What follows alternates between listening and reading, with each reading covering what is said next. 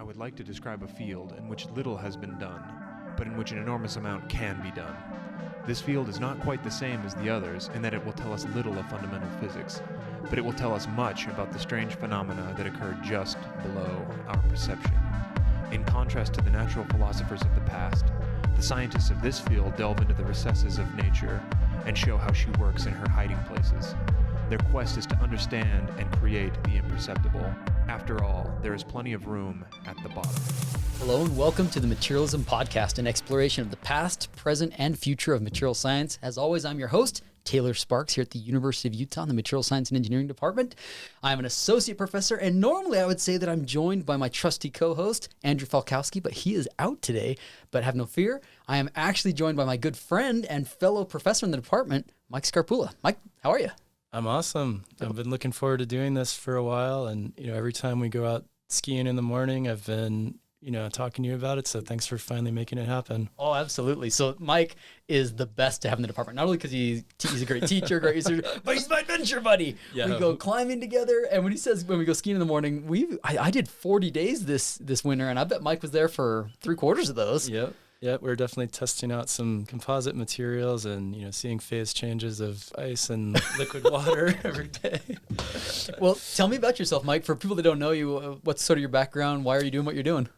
I thought I was going to be some kind of engineer growing up, and then I found I just really loved chemistry and physics, and I was sort of around a bunch of engineers, and somehow someone close to my family knew something about this thing called material science. Was this before college? Yeah, this was like junior year in high school. And nobody's ever heard of it. That's like so atypical. Well, I kind of lived within striking distance of MIT, so there's a lot of people around. Okay. So so I had this conversation that really changed my life. This guy was like, well, maybe you'd consider chemical engineering, but there's this thing called material science that really brings together physics and chemistry and engineering. Maybe you should look into it. Yeah, bingo, man. I was like, sold, I'm done. I totally get that. So, yeah, I always tell family and friends who were asking, why, they're like, why are you doing this thing I've never heard of? And, and I'd say, well, everything has to be made out of something. And, therefore it's kind of the fundamental engineering and science. Oh, absolutely. And how great that you don't have to pick like one discipline either. That's one of my biggest reasons why I love MSc. It is chemistry. It is physics. It's mechanics. Yeah. It's everything, right? It's like foundational to anything that you want to make, except for, literature and computer science. Yeah. But even computer science got to run on something, right? Yeah. So you did grad school. That was where? Yeah, so I found there weren't that many MSc programs, so I went through Brown University Engineering of all places, and then went on to work for IBM for just a short amount of time. But wait, I don't think I knew that. Yeah, you were at IBM for a bit. Well, I'll tell you a dirty secret. I completely bombed the GRE the first time I took it. No way. I had the flu or some terrible fever, and it was the year that they changed over to the adaptive testing, and I didn't know how to do the test, so I skipped all the questions. Oh no! And then at the end, I was like, I'll just go back and do the questions I skipped, which was my normal paper-based thing. And you can't do that with adaptive testing. Can't do that. I don't know if they still do that now, but holy smokes, that would be a disaster. Yeah. Because the way that the test, at least when we took it, it was like each question you took made it progressively harder and harder, and they were trying to figure out where's your your steady state of understanding. And this is the first time, right? So they I was like their guinea pig for. So anyway, I bombed this thing. I was a little burnt out after school, and I decided to go to the place where I had done one of these NSF REU programs, and I worked on X-ray measurements of thickness and density of films, and lubricant. It was lubricant spin-off was what it was. So it was we were working on old-fashioned hard drives that actually spin, and you have this sort of super thin, molecularly thin films of perfluoro polyether molecules. So I was like working on viscosity at the molecular scale. I didn't know this. I'm kind of surprised. I did Not where your research is right now. Right, but the thing that connected there was, I was around a lot of really smart and talented magneticians, people who were focused on the ferromagnetic layers. And so from that, I kind of decided, the hardest thing in the world to understand is ferromagnetism. I mean, there are some other things with like superconductivity and so forth. Sure, yeah. But I was like, if I can magnetism's no joke. If I can do that, if I can understand magnetism, then I know I can do anything. That's rad. That was my strategy for going to grad school. I wanted to find something that had to do with magnetism, and then I got interested somewhat in the electronic structure somewhere along the way. So, well, very cool. I merged those into magnetic semiconductors in grad school at Berkeley. Okay. And then you went to do a postdoc at UCSB, where we were there at the same time, though. I don't know if we ever met officially. I'm not. We would have crossed paths, I'm sure, somewhere. Probably walking to lunch or something. I saw this guy. I was like, who's that guy? Oh, maybe I'll see him in the future. Yeah, for real.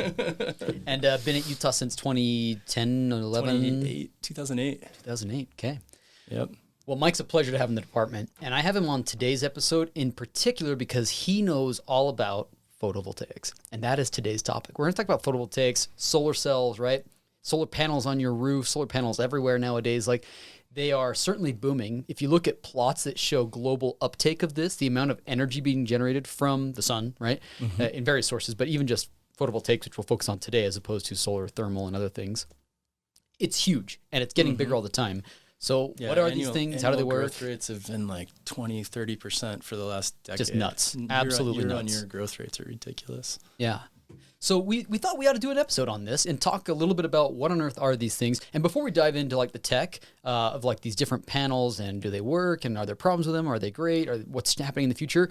We got to rewind a little bit and talk about how on earth do these things even work? Like, what are the fundamental material science bits? So, Mike, you can't do that without getting to a PN junction. I remember my PhD advisor said that, like, mankind has uncovered, like, 3 amazing mysteries. And one of those was the PN junction. And I have to agree with him. Like, it is absolutely incredible what we've done with that humble PN junction. So what is it? Yeah. Well, I'm going to rewind you one step further. Just like, what is a semiconductor material? Oh, yeah. So a semiconductor, I think, there's a great quote somewhere around somewhere in the early 1900s.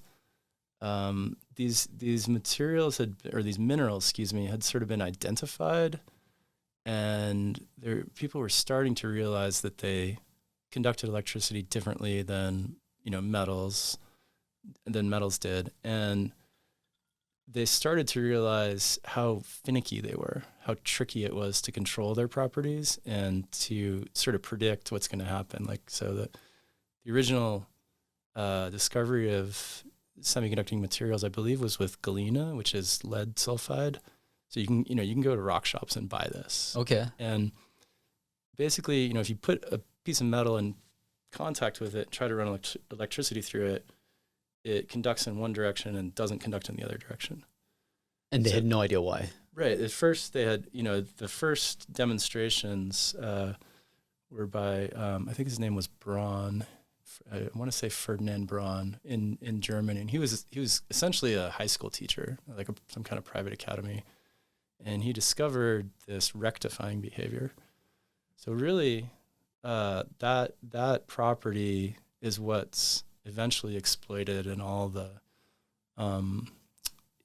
all the devices or all the applications that we're talking about, like logic chips and LEDs and PN junctions. Like, it's all about some kind of junction between two different types of materials that makes electricity flow differently one way than it does the other way. Yeah.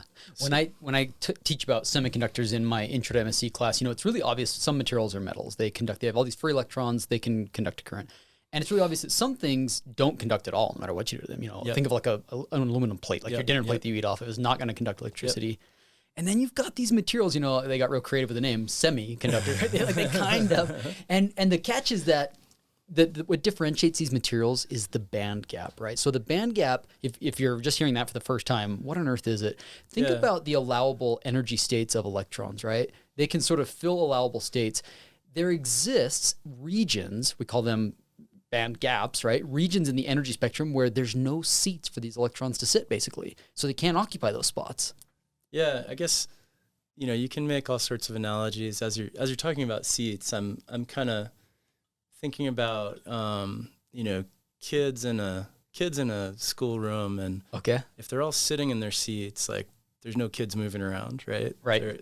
They're kind of stuck in place, and they can't, you can't make kids go in one door and out the other door. Uh-huh. But if you give them a lot of energy, let's say in this case we give them lots of sugar, They can like get out of their seat. They jump out of their seat. You have to give them a certain amount of energy to, to liven up and get out of their seat and run around. And then you can have kids running in one door and out the other door, and sometimes they jump back in the seats, and sometimes they jump back out of the seats. All depends on how much sugar you give them. So that, what you just described, that photons, right, that light, for example. Well, there's two things. Yes, so, photons are one. Or thermal energy or other things, right? Right. We have to explain the analogy that the sugar I was talking about could represent just heat, temperature, or light, and other things like X-rays also can do the same thing. So the photoelectric effect, this goes way back to like the 1800s. It's actually what one of the things Albert Einstein got his Nobel Prize for, along with relativity, was the photoelectric effect. Right. Pretty amazing. But this process that you can liberate these electrons and all of a sudden they become conductors if you provide enough energy is kind of the basis of photovoltaics, where you've got energy coming from the sun. It's going to interact with your device in a specific way and get current collection. Now, why do we need, well, first off, now that we've got that explained, that will only work if you have a PN junction. So what on earth is that? Well, I'm gonna modify that just a little bit, because that has been the basis of the discussion for decades about photovoltaics. Uh-huh. But actually, as we approach the sort of theoretical maximum of efficiency of photovoltaics, it's become more and more clear that you don't really need a PN junction per se. What you need is two different junctions on either side of the solar cell, one that collects electrons and one that takes electrons from the outside and lets them go in.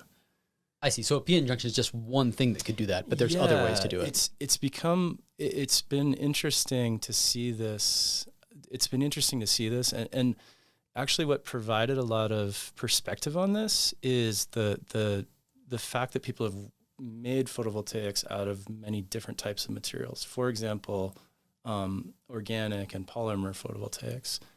Because in that case, in those materials, the doping, which is one of the other super important ingredients of like semiconductor technology, just doesn't work. Like the thing about traditional solid or inorganic semiconductors that we've sort of taken for granted for many decades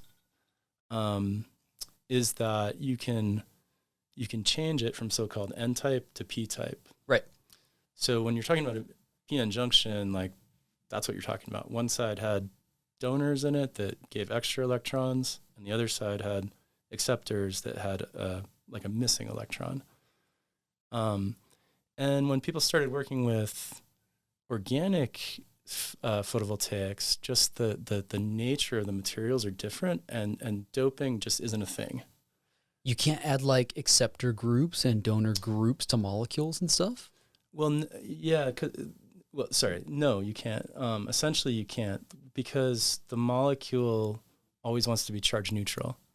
So what you're really doing when you're when you're doping a semiconductor, you're in some way you're kind of making it not charge neutral, but nature sort of compensates it. Like let's go back to the kindergarten example again. Okay. Yeah. It's like you put in an extra kid into the classroom. Okay. Even though all the seats are full, you put an extra kid. Like there's a kid who can run around. Okay. Conduct electricity. Gotcha. And you just can't do that.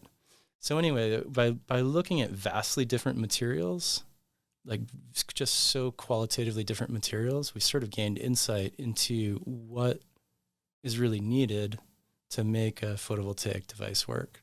Okay. And so it became clear that it's really about making what are called carrier selective contacts. So what does that mean? Yeah, it means that you've got to put two materials next to each other in contact, such that, you know, on one side of the photovoltaic, the electrons will jump out into that other material and go into an external wire. Okay.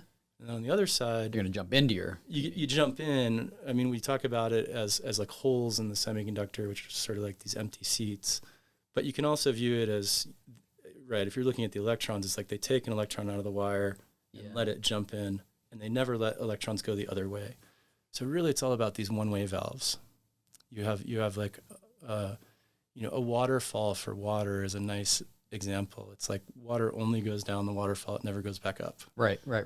It's just like that, except in a more abstract energy space. Okay. Well, what other terms do we need to understand? We talked about band gaps. We kind of introduced this idea of the device components a little bit. Yeah. Anything else that we need to understand before we dive into sort of the history of these things? I mean, I think maybe just what are some examples of semiconductor materials? So I mentioned this lead sulfide, and that was found as a mineral. Like you can literally go buy a chunk of it and play with it. And then, you know, of course, silicon is perhaps the most well-known one. But personally, my interest is in what's called compound semiconductors. So when you take two or more elements and put them together, and it makes a semiconducting crystal. So like if you look on either side of silicon on the periodic table, you have boron and nitrogen. If you put those together, it turns out it makes an insulator. But like, I think it's maybe worth talking about what's the difference between a insulator and a semiconductor. Yeah, just the size of that band gap. Size of the band gap, but also there's a functional technological definition, which is whether you can dope it or not. Oh yeah, okay. So they're like from the band structure point of view, band structure meaning like the energy levels that electrons can occupy, there is no difference except the size of the band gap. But give an example of like a large band gap semiconductor that's easily doped. Yeah, so this material I've been working on is an interesting case and broadened my perspective. So the last 5 or so years I've been working on this material called gallium oxide. Up until, I don't know, give or take 10 years ago, that was considered a ceramic or an insulator. Yeah, for sure. Like gallia is it's just like alumina. Right, it's like alumina, right? Except its band gap is 4 point something electron volts instead of 8 or so for alumina. But still, way too big to be a semiconductor. Right. Typically. But then people figured out you can dope the heck out of it. If you put silicon into gallium oxide. Oh right, because it's 1 over, so it's donating electrons, I guess. Yeah, it goes where the gallium atoms should sit, and it gives you these extra electrons, like the extra kid in the kindergarten class, and so you can have electrons running around inside and conducting electricity. Slick. So really that gives you a minute to think about it. Like, what is our definition of a semiconductor? Part of it has to do with, like, does it have an energy gap? Yes. But the other part is, can you control the doping, which is, it's a problem that's tied up with how the material forms defect states. Okay. And that's kind of where my specialty lies, so you probably shouldn't get me talking about that. Another episode. Okay, so with that, we're now armed and ready to talk about the basics of PV sort of history. And, this goes way back. Like, you go to, like, hundreds of years BC, and they were using the sun for all sorts of things, right? They were frying ants. They were lighting fires with it. There's this possibly apocryphal story of, like, the ancient Greeks setting these ships on fire by pointing their bronze shields at it. Right. Actually, in 1973, the Greek army, like, recreated this and said, yeah, we could do it. It did technically work. But, like, anyway, so that was not sort of photovoltaics per se. It's just using the sun. The field of photovoltaics really kicked off with this discovery, the photoelectric effect. But it was just an interesting curiosity at that point. We didn't have devices with it. I'd say go ahead. Photoelectric is slightly different. When we talk about the photoelectric effect that Einstein won his Nobel Prize for, that's like taking electrons fully out of the material. So typically, you'd investigate this effect with a piece of metal inside a vacuum. Right. So it's actually related to these to these tube amplifiers you have over here for your guitar amp. In one case, you're getting the electrons to jump out just by heating them up. That's like the normal operation of the tube. And then another, you're getting the electrons out by shining this light on it, the photoelectric effect. Okay.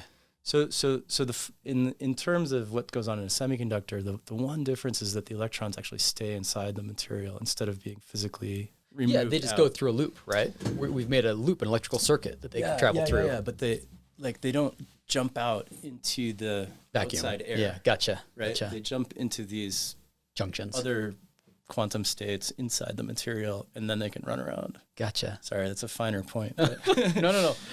I'm a professor. Oh, yeah, no, please. In any case, these things really weren't making major changes in our lives until the 50s, like maybe a little bit before, but in the 50s, you have, who else but Bell Labs, right? Yeah, kind of the timeline starts in 1954. These workers at Bell Labs had been working on, making and doping silicon single crystals. This is, there was some work in semiconductors that was classified during the later parts of World War II, and then eventually they started controlling this doping, and that's really like the secret sauce of semiconductor technology. It's like how do you put these dopants, these N-type or P-type dopants, where you want them, and that's what allows it to be engineerable. Yeah, because now all of a sudden you could say, 2 or 3 microns deep in the material, it'll be N-type. Yep. But in the surface, it'll be P-type. And now at the interface, that's the PN junction that I referred to earlier, right?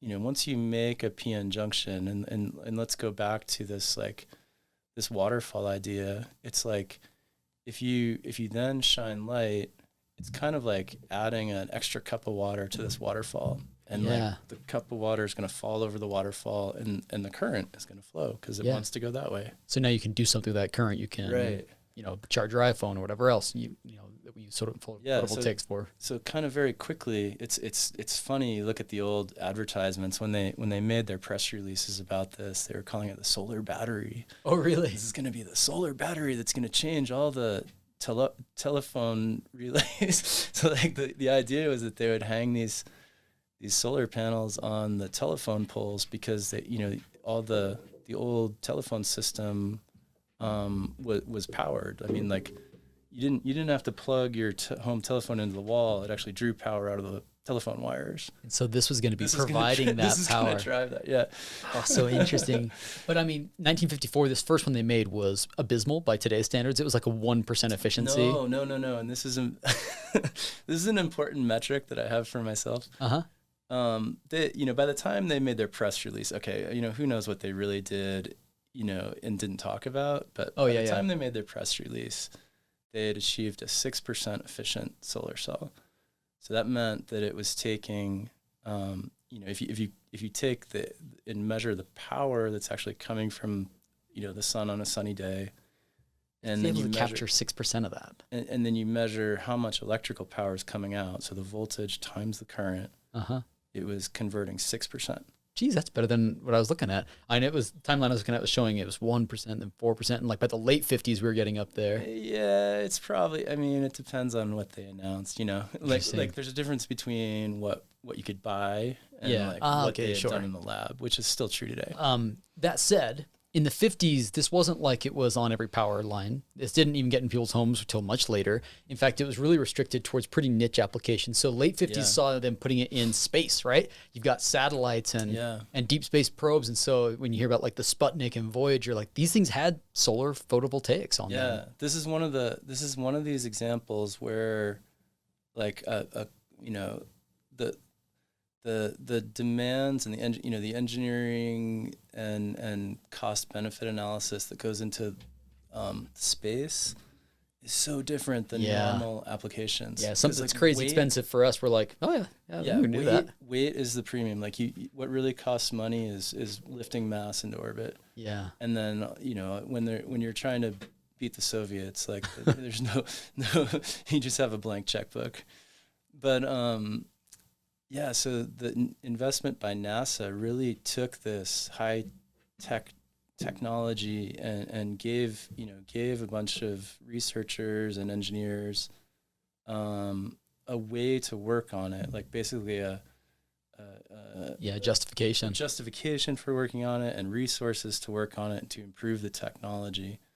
And And then finally, now we're seeing it like come into my house, your house, like down the road. A pretty key point, as I understand it, was in the 70s, right? I wasn't around then. That was a little before my time. But there was the oil embargo, and all of a sudden we saw domestic conventional energy resources got expensive, and that really incentivized at least in the U.S., to start looking at, what are alternatives. And so all of a sudden that was sort of the rise of the first terrestrial solar panels at first in businesses and eventually in homes more towards the 80s. Yeah. I think one of the biggest things that changed was attitudes and interest, right? Right. That was a little bit before when I was born, but folks started looking at sustainability and ways to get energy from the sun. I mean, the crazy story, like Jimmy Carter actually installed not solar photovoltaics, but solar water heating panels on the White House? On the White House at that time. And I think that's a nice reflection of like where people's thoughts were going. Yeah. That like, hey, we don't need to burn something to heat up this water. Let's just let it sit out in the sun and heat up. Sure. Even if we heat it up by 1 degree, 2 degrees Celsius, we've still saved money and resources. Yeah. Well, very slick. And then the timeline is sort of advanced. Obviously we've seen in recent years, the last couple of decades, a huge adoption of solar. So what's been driving that? Well, that's something that I think is debated. I'll tell you one version of a story. Go ahead. I mean, I think, let me back us back up to 1954 again, because it turns out, I've been working on this long overdue review paper for thin film photovoltaics, but in the same year, it turns out folks made the first thin film solar panels. And that was in the 50s? Yeah, 1954. Oh, wow. Same I thought year. that came way later. I know. You have to, you got to look. Interesting. Yeah, interesting. But so what is the difference? So, the original concept, Bell Labs was working on these solar cells, but they were also, everybody was starting to get excited about diodes and transistors, these other types of electronic components. But the way you make this is by growing a single crystal of silicon and then doing things to it, like diffusing in a dopant, like we were talking about. Okay. The thin film device like totally rethinks that idea. So instead of having one perfect crystal, what if we took something super cheap like glass and then we coat onto it these semiconductors? So we make essentially like artificial rocks. And you don't need a very thick layer, right? Because the absorption happens over microns. Yeah, like something like a couple microns is all you need in terms of what will absorb the light. And so folks started thinking about this, and you look back in the history books of photovoltaics, and it's sort of like, a couple people working at not very well-known universities playing around with this stuff, and there's just a couple people doing it for decades. Oh, that's rad. And then finally, 2005, 2010, something like that, the world caught notice because the efficiencies of some of these thin film technologies were getting to be as high as what you can do from silicon-based technologies. Help us understand, like, what are some general numbers when people say like a highly efficient versus like a not very, where are we at right now? So if you have a single junction, meaning like a single, something that has a single PN junction, the top possible efficiency you can get in sort of outdoor sunlight is calculated to be right around 30, it's like 33% or something like that, give or take a little bit. Are we close to that?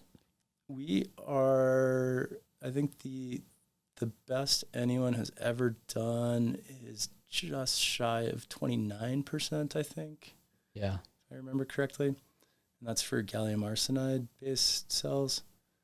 And the tricky thing, and it's worth talking about, the sort of law of diminishing returns kicks in really hard. In terms of cost or what? Well, first, in terms of let's just talk about like the material properties and perfection.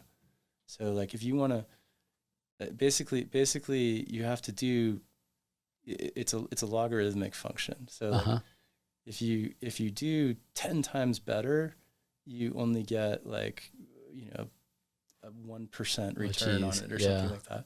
So every time somebody's talking about, like, we went from, I used to poo-poo these people working in photovoltaics. I was like, what are they talking about? Like, they increased the efficiency by 0.1%. But now you understand what that meant in terms of materials properties. Who gives anything? And right, exactly. Yeah, like they really beefed it up. It's like you get this tiny little increment in efficiency, but it means you had to make it 10 times or 100 times better. Okay, that's cool. And that is something that's hard to comprehend. And it makes it a hard problem. Something I've, on our morning ski trips and elsewhere, I've chatted with you about this. Something that you've helped me understand is that the cost of these things, which I always thought was like, people would propose these, what I consider totally bonkers materials, right? Because it's got like tellurium in it or whatever else, which I know are just insanely expensive. And so I figured, that's going to drive costs through the roof. And you've pointed out that usually the absorber layer, which I'm talking about, that tellurium, for example, is not a dominating cost in these cells. No, not at all. This is what it surprised me actually when I started learning about this too. Because how come? How is that possible? Well, it's just volume. Like, how much volume do you really need in order to do the job? So like, what's the sort of the semiconductor active part of the solar panel? And if you work out in rough numbers, it's like, if you have a meter squared solar panel with a 1 micron film on it, you multiply those numbers together, you get 1 cubic centimeter. It's like milligrams. Right. Or yeah. Less, maybe. So then, like, what are you putting it on? Well, you're putting it on this big piece of glass. It's got, in lots of cases, like an aluminum frame around it. So all of a sudden you're paying for all this other material that's just there for mechanical support. Plus the current collector. Yeah, then you've got the wires and junction box, and like that all starts to dominate the cost. Turns out you need some pretty specialized plastic layers too that are impervious to water and in some cases even oxygen. So like you have some pretty high tech materials, but I guess it runs the range. It's like low tech all the way to high tech. But that's encouraging because I think a lot of material scientists, we want to develop really exciting new materials, and it's worrying to think like, oh, we're going to be hamstrung because it'll be the cost will be the problem here, and that's maybe not the case with PV in the absorber layer. Yeah, it's a different problem than say like microchips. So like there's a huge amount of value in a tiny area in a microchip. So eventually, like the cost of the materials adds up. But in the case of solar panels, you're trying to match the size and shape of these things to the application. And in the application, it turns out like the energy density coming from the sun is pretty dilute. Like it just kind of shines everywhere. Yeah. It's not like a laser beam shining at us. Yeah. We need like football fields of solar panels. We need huge areas. Well, we need to spread out that active material over a big area in order to capture it. Yeah. So this problem of the area, that solar in general, it's not an energy dense form of energy, right? It's not very dense. Depends on what you're comparing it to. Well, yeah, and that's exactly what I was going to get to, right? So one of my favorite writers in this area is a guy named Mike Scarpulla. He's running for governor of California, which I'm thrilled about. But he makes a really strong case for nuclear. And if you've listened to our previous episodes, I'm a big fan of that. And he does the comparison. And in terms of like the acreage, right, required and the power output, it's ginormous difference. But also in terms of the waste too, right? Yeah. All of the waste that you would need in your entire life, right, from nuclear, the actual waste is tiny. I can't remember. It was like a soda can, right? It was like your life's worth of waste that you need in terms of energy consumption. And there's a growing concern about the waste involved in photovoltaics, right? It's actually dwarfing, I would have assumed like laptops and cell phones and things like that were the biggest components, but they're being dwarfed by panels, man. I think that's an interesting and evolving, an evolving problem, right? It's, it hasn't been an issue I guess there's a couple of aspects to the it. usage was so low, it was kind of ignorable, right? When the usage is low, it's not something you notice. But then once some solar panels have been in service for a certain amount of time, whatever it is, like they're supposed to last, these days 20 to 30 years, hopefully. Well, serious manufacturers have been pushed to give at least 30-year warranties these days. Mine's got 25 on my roof. Yeah. So let's say it doesn't even quite make that. But anyway, this is a problem that lags the installation. Yeah. You don't see the problem until later. Yeah, and I don't think it's disqualifying either. I think it's incentivizing for folks like us to figure out, okay, how can we use our brains to recycle these materials? Because right now it's not cost effective. It's a mess. But that doesn't mean that it can't be. It just means we need to put our thinking hats on and sort of figure it out. And I don't know. I'm always the eternal optimist, and I'll just put this idea in there that cost shouldn't be the only consideration. Sometimes we just got to do things because it's the right thing to do. Yeah, absolutely. Well, I don't want this to go super long, but I don't want to end this podcast without talking about the future direction. So where's this field going? I clearly we got to talk about perovskite, right? Perovskite solar cells are blowing up. So tell us what those are and what's going on there. Yeah. So, okay. There's been silicon we talked about. My work as a researcher has been in thin film, particularly recently in cadmium telluride based solar cells. Which just to put a note out there, I mean the efficiency is the record efficiencies there are something like 23%, and the material quality is like we measure what's called minority carrier lifetime, and like those are approaching like the theoretical maximum. There's a few incredible. Yeah. There's a few problems left to solve. I hope to be part of solving that, but there's just wonderfully perfected. That field is dialed, man. Materials. Yeah. Perovskites. Sorry, let me say one more thing. Like, so these thin film ones, you usually are using some kind of a vacuum chamber to deposit these materials. So you take a piece of glass and you coat it in some kind of fancy machine. That's one of the biggest problems with them, right? That's what's driving cost and complexity. Yeah, and it unlocks the properties we like, but yes and no. I mean, if you really dig in, again, it's like the commodity prices like glass and stuff, and like even more than like high vacuum processing, huh? Yeah, like the thing is that you can amortize out when you make huge production. You can buy a really expensive machine and it pays for itself. Okay. Right. The raw material costs keep scaling with the number of panels you make. Right. So the economics are a little different. And it is something that like academics aren't always great at. Yeah. at assessing correctly. Someone will figure it out. Yeah. So anyway, silicon, you got to grow single crystals. In the halide perovskites, what was really crazy about these is, some grad student chemist can like take a couple beakers of stuff, mix it together. Solution processing. And you make this material that actually works really well. If you're familiar with material science at all, maybe you've heard us talk about perovskites. You know that it's a cubic crystal structure. It's got the 3 different ions involved. The big ones sit on the corners of the cubic cell. The smallest one sits in the dead center. And then you've got, in the typical perovskite, it's oxygen on the cube faces. Mm. What's interesting about these halide perovskites is that they're often hybrids between inorganic and organic materials. Right. And that is giving really cool properties. It's wild to have... a molecule acting as one of these ions. Yeah, remember the big site that I just mentioned. It's so big that people realize like, well, what if we put actually a small molecule there? Right. And then it packs in a sort of perovskite. It's not always perovskite, but often it's in that arrangement. Mm-hmm. But I think there's a lot of reasons that these things are of interest. First off, like they are incredibly defect tolerant. Like they really can tolerate pretty, a lot of defects and maintain high mobilities. So performance. Yeah, that is really an important, and really one of those things that I put under the category of like the personality of the material. Yeah, it's like these it's an ionic material, but it has this extra thing where it just so happens that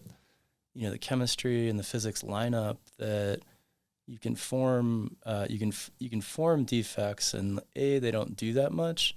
And B, they might heal themselves later. Yeah. And you can't talk about this field without people wanting to show you the sort of progress over time. If you look at the efficiency, and again, this is for tiny little lab scale cells, not for big panels that you can buy because these are not commercialized.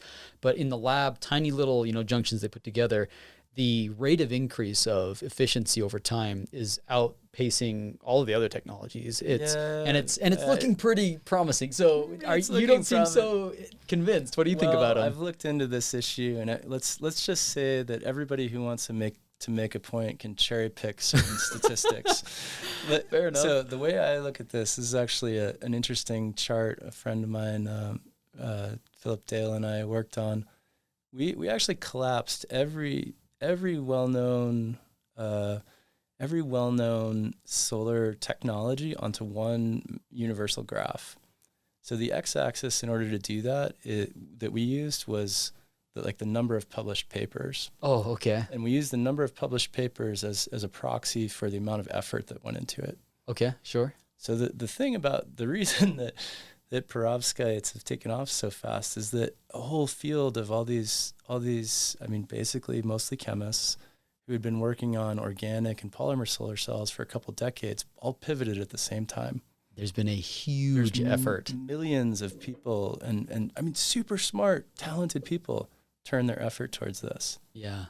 And yeah, no wonder it's increased faster. Like, do you know how many people have worked on CAD-TEL for the last 2 decades?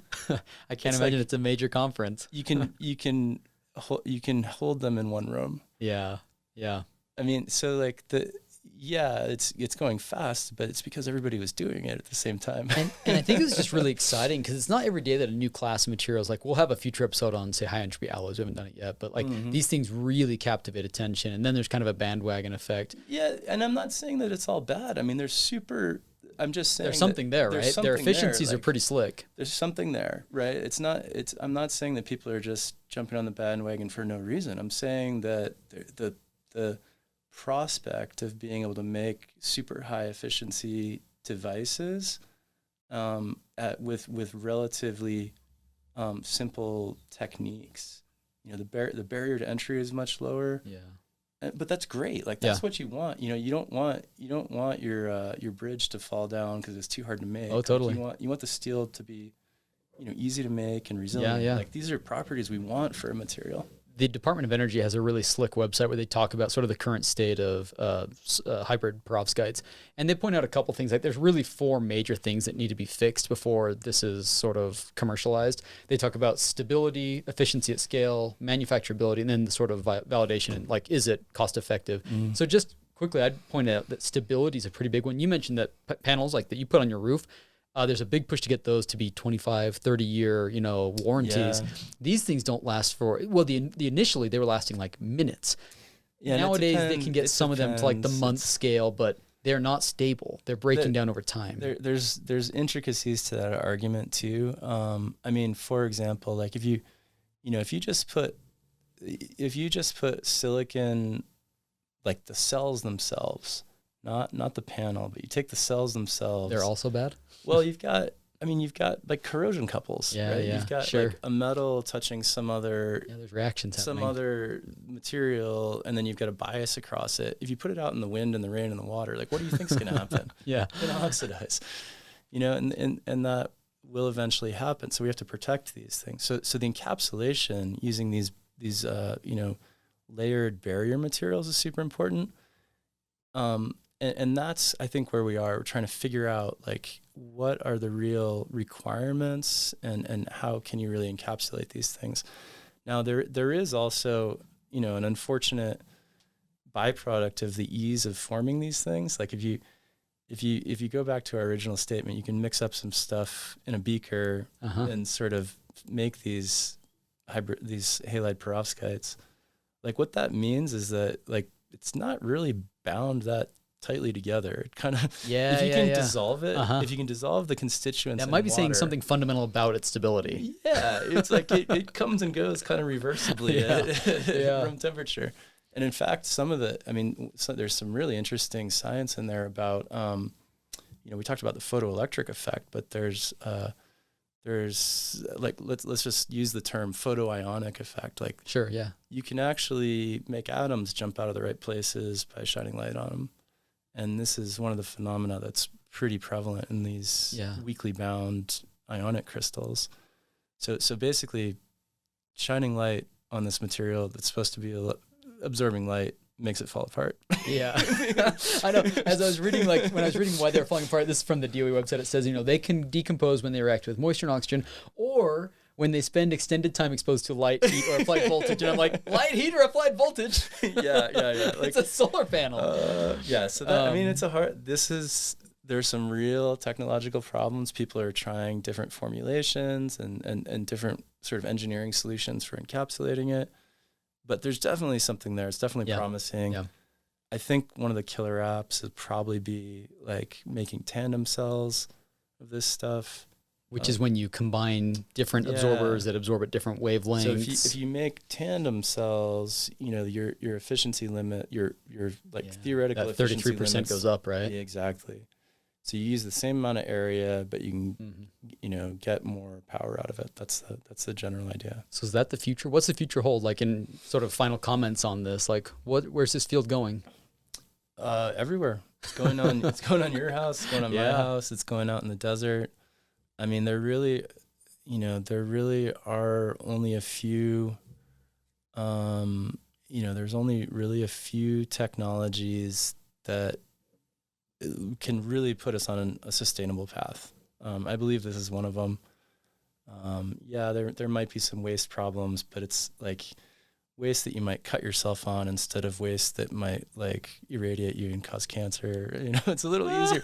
We got another episode on that. I have lots of opinions about it. Yeah, I mean, I do like nuclear, but just I think it's on another day, you should get some experts on to talk about it. I mean, these are not easy problems. Let's face it. Like, they're not. We either got to burn something, or we got to make solar panels, or we got to grow grass and then burn the grass. And what's great is that, it's been an all of the above approach, right? Yeah. Try everything. Let's see what sort of shakes out. Natural leaders sort of emerge, and then we can go chase them. Yeah. And just look at cars. Like, there's a place for trucks. There's a place for sports cars. There's a place for 18-wheelers. Like, it doesn't.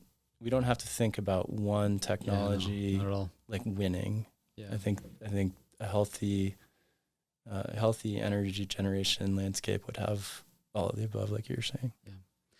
Well, that's all we've got for today's episode. This was a hoot. Mike, thanks for joining us. Yeah, it's been fun. Do a quick shout out to our sponsors. As you all know, if you've listened to the show for a while, we are super grateful for the sponsors that make it possible. Our current sponsors are Elsevier, the Materials Today journal. If you haven't checked it out, it's one of their premier flagship journals for Elsevier in the material space. I think it's great. They publish great stuff. When I was getting ready for today's episode, I saw numerous articles, unsurprisingly. We'll put a link to a couple of those in our show notes, and they make those available to listeners of the podcast, right? If you just follow the link from that we'll have in the show notes, you can actually access those for the first 6 months after this episode's out, which is, thank you Elsevier for doing that. It's pretty rad of you. And then obviously special thanks to people that make the music possible. That's Alphabot and Kolobyte.